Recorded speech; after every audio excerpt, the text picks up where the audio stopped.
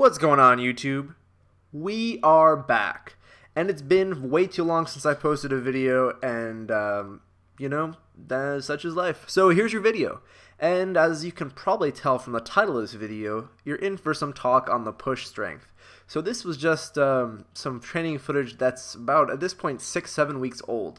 And so these squats, I'm sort of just getting back into the high bar squat, seeing how I was doing after not squatting for a really long time. So the weight is light and the RPE is relatively low.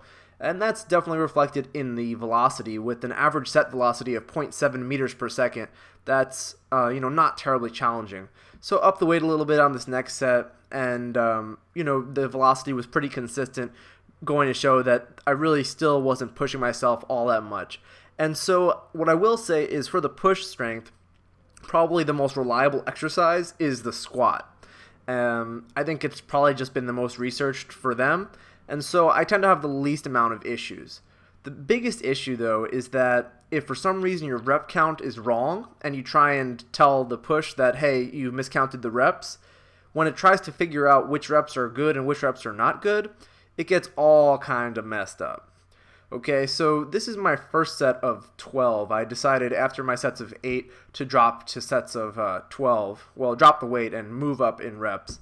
And so this set seemed to be somewhat okay as far as the set velocity, although that metric there, you'll see that's velocity loss, which is essentially the percentage difference of your slowest versus your fastest rep, seemed to be maybe a little bit off. And so I didn't actually go through the individual speeds of all of the different reps for this clip, but you'll see that in the next clip where it's pretty far off.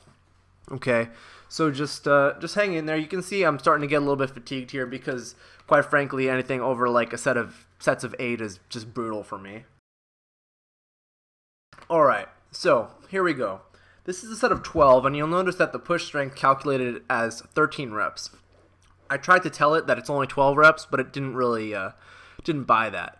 So what I'm going to show you here is basically the breakdown of the reps of the different, of each of the individual reps. And what you'll see there on the top is there's a rep that's about 0.44 meters per second, and the following rep supposedly was 0.85. So if you've been watching this, there's no way in hell that from, I think that was maybe around rep 4 or 5, I pretty much doubled the speed of the reps. There's no way that's the case, and this just shows the terrible inaccuracies of this device, and it just makes it not that useful for training, quite frankly.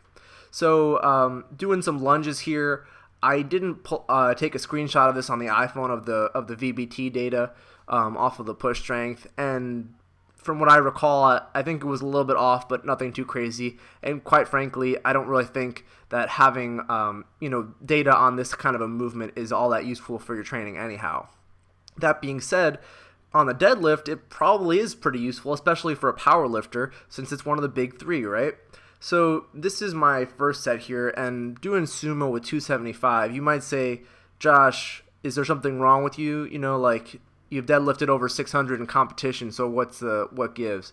And so I honestly just hadn't pulled sumo in the longest time, and so my hips were not feeling all that loosey-goosey, and decided to just go with super light weights and basically just get my mobility sort of working back on that sumo pull.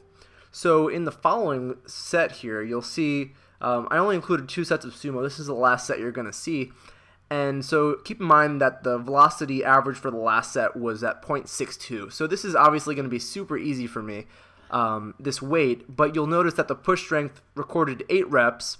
And the difference here between the 7th so-called rep and the 8th so-called rep is like astronomical. So clearly these numbers are way off. And I just don't know which numbers are right and which numbers are wrong, making the device essentially useless. So enough of the push strength. You can clearly tell that I am not very satisfied with the device. I've had it for over a year, and I really tried to hang in there.